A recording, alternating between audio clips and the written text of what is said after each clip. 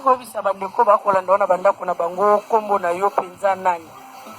Kombo na ngai Mbenza Mukawa Philippe. Ndenge bolobaka na bataillon brigade c'est tokokoyeba te eza mabe mpona koyeba? Non, nasalaka na commissariat général direction des ressources humaines naza na instance d'affectation na kati ya police nationale. Vous voyez palais du peuple en face, direction eza wana nga nasalaka nde wana. Merci beaucoup colonel Mbenza Philippe. Et bino moko bo découvrir to kosola lelo na colonel. Colonel komona yo eza esengo mingi ya moto tokota na masolo na biso. Nini penza eko sepelisa penza bana Kongo na bandako oyo oye kuluka koyebisa baona mokolo mwa lelo. Nini ezo sepelisa yo nanu? Santé maima koleka na mboka tokende nanu na esengo na eza. Esengo na nga ezali démocratie, état de droit. Oyo UDPS a instauré na kati na mboka na biso ezalaki te des années. Moi je fais 29 ans de lutte et le kwana ezalaki koya te mais lokola eye nazali na esengo na kati ya démocratie na état de droit elakisi démocratie eye mpona bacivile eye mpe mpona biso bamilitaire nde esengo na ngai ezali nde wana. Démocratie, lorsque vous parlez de la démocratie, l'état de droit, je suis stupéfait que apparemment, ozoloba lit yo lit ya UDPS, ton lit ya mboka oyo UDPS abundi pour la liberté, pour l'état de droit, lit oyo ozoloba. Lutte na zolobela eza lutte ya démocratie état de droit. Parce que UDPS c'est ça normalement parti politique, mais UDPS c'est ça l'union, il y a peuple congolais pour la démocratie d'état de droit. Congo, ba dictateur Kobanda, Kasavubu Joseph, Mobutu Joseph, Laurent Désiré, Kabila, Joseph Kabila, Bachaki biso na dictature, ndo monaki, l'UDPS ezali koboya même kokota na ba institution, ezali kolite pas d'une manière, il y a arme, pas d'une manière, il y a guerre, mais d'une manière démocratique. Donc ezali école, il y a démocratie, Batalisi école na bango, malgré 27 ans de lutte, mais enfin, l'UDPS est au pouvoir, le peuple congolais est au pouvoir. Maintenant, peuple congolais, il faut se réjouir. Ça, mais nasa stupéfait koyoka yo komona yo boye ko bimisa ko manola tope makambo ko bimisa na soda tope tobengi pulusu lokola yo jamais koki ko manola makambo ko bimisa na monoko pe na teni na yo boye bino bobaka boza ba politique te boni lisusu yo komi kolandela na makambo ya IDPS likaki esongaki nino ekambi yo penze kotiso na bozinga. Mama na yebi ke makanisi na yo eza mingi na politisme. A politisme wana yo zoloba yango, mais ozomona te que a politisme ezali te. Nous avons le général-major Joseph Kabila. Avant ya na pouvoir, autaki na parti politique ni. Autaki nde na kankokolo, autaki na armée. Or, balobi, on crée les partis politiques pour l'accession au pouvoir. Mais les partis politiques n'y ont créé pour l'accession au pouvoir. Ce sont les militaires qui ont pris le pouvoir. Après, Nini peut perdre. Mais si quand on la politisme, Batika Koko, ça peuple congolais, à politisme, même armée n'a pas besoin de se armée n'a pas besoin d'aller à politique. Armée n'a pas besoin d'aller issu des groupes politico-militaires, Otobengi, opposition non opposition armée. Pour tout ça, na opposition non armée. Le col a biso na UDPS. Tout ça na opposition armée. Le col a MNC. Le col a LCD. Le col a LCD KML. Le col a AFDEL et Sikande Kokabila Outaki. Ce sont des partis politiques. Bah bah koti. Yoko benga bangwa politisme comment? C'est là biso UDPS tokocha armée à politique parce que toujours recruter peuple congolais. N'a pas condition normale de recruter, il a l'âge de 18 ans à 23 ans, total examen physique, moral, intellectuel, de recruter, de former. C'est celui-là que vous allez appeler à politique.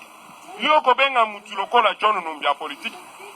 Combattant, ya iferi.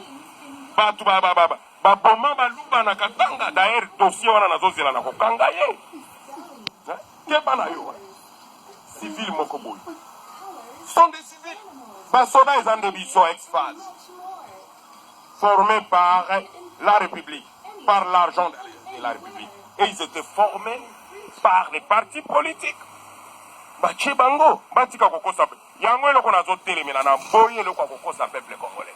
Yango soda landanga ningo zana. 2023 biso toujours voté. Donc voté parce que constitution est logique que tout Congolais devait choisir son propre dirigeant. Tout Congolais avec S na biso ba soda to choisir. Toboyi lokola tokomi na soda ya civil après biso ba soda to ya koloba après que biso ba soda to choisir qui président au tiaza président ba civil non to choisir en 2023 chef de l'état zo kangai to ko malgré nga na votaki na 2018 na votaki parce que la liberté s'arrache. J'ai arraché ma liberté, j'ai élu mon président le numéro 20, il est là. Nalobi boui boti kabilo kwa politisme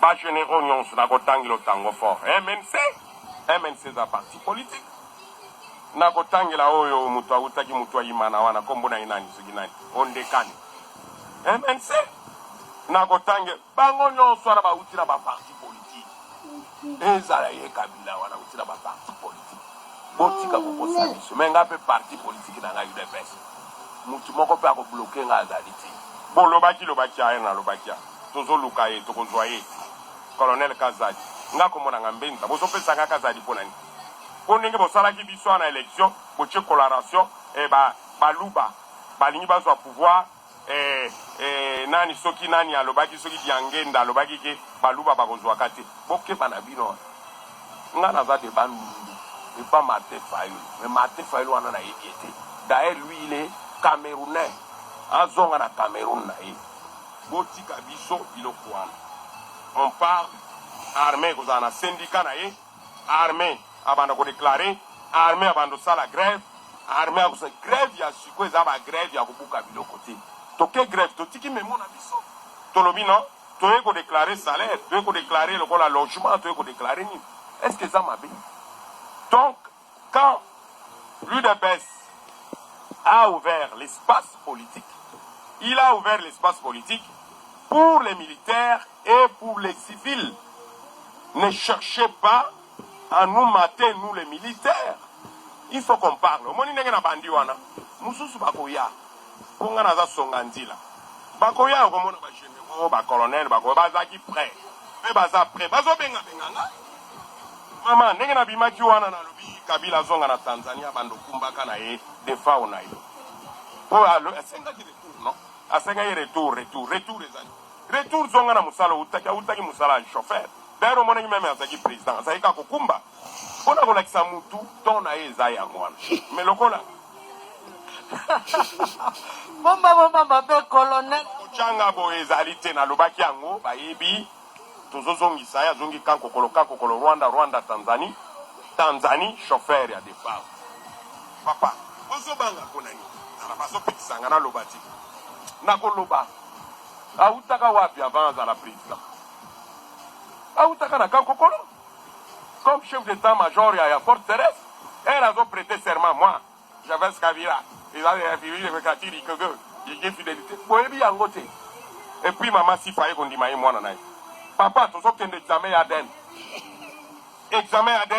100 francs ya seringue 100 francs seringue mususu 200 francs eza mbongo ebele tobendi makila ya mama sifa tobendi makila ya Joseph Kabila bakende nango batala soki eza mwana na ye so aza mwana na ye te haute trahison nazokanga bango mibale alobi colonel tosoloba makambo kobanga te ke na nzela mpe bakoki kolanda yo te bakoki koluka basala yo mabe bakolukela baprétexte te ke non et d'ailleurs raison azali moto amibeko akoki koleka te na etando eke d'ailleurs bakolukela mpo eza pays na sosa nzambe ya baraison ebele mo te koza na danger komitia vi na danger mama kata na yo tika bituna ebele mibeko elobi soki bakangi nga lelo bakoma nini prisonnier po politique parce qu'on azosalisa politique oui ou non même yo mpe bakonga yo mona yo bakoma biso bapoliticien oui ou non ayo ebike président Félix Tshisekedi alobi nini bapoliticien nyonso liba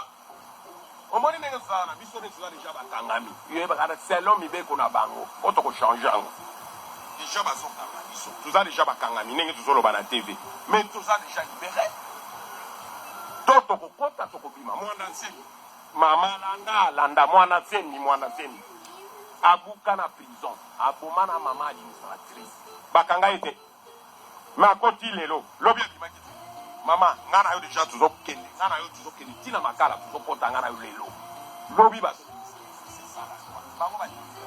tolanda mibeko eza ndenge moko mibeko lobi sénateur à vie c'est mibeko non sénateur à vie elakisi nini Joseph Kabila avant sala musala même ya charpentier il faut akufa nano bango nde basala mibeko na bango ndenge aza wana kokozonga liso eloko moko te aza sénateur suka liwa mama tolanda mibeko te